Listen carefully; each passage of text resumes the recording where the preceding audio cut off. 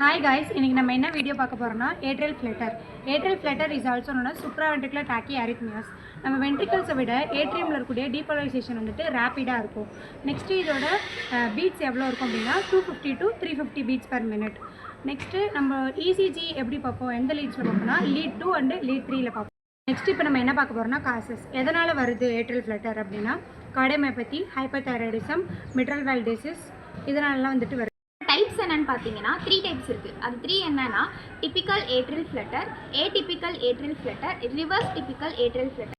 Symptoms பார்த்தீங்கன்னா chest pain, chest discomfort, palpitation, light headedness, breathing difficulty. Complications என்னன்னு பார்த்தீங்கன்னா stroke, angina, heart failure, myocardial infarction. Treatment என்ன அப்படின்னா நம்ம டிஜோசின் கொடுக்கலாம், anti arrhythmics, beta blockers, calcium channel blockers. Next வந்துட்டு என்ன பார்க்க போகிறோம் அப்படின்னா டயக்னோசிஸ் எப்படி பண்ணோம் அப்படின்னா ECG, செஸ்ட் எக்ஸ்ரே, எக்கோ. இந்த வீடியோ உங்களுக்கு பிடிச்சுன்னா மறக்காமல் ஷேர் பண்ணுங்கள், கமெண்ட் பண்ணுங்கள், லைக் பண்ணுங்கள், சப்ஸ்கிரைப் பண்ணுங்கள், மறக்காமல் இன்ஸ்டாகிராமில் ஃபாலோ பண்ணிக்கோங்க.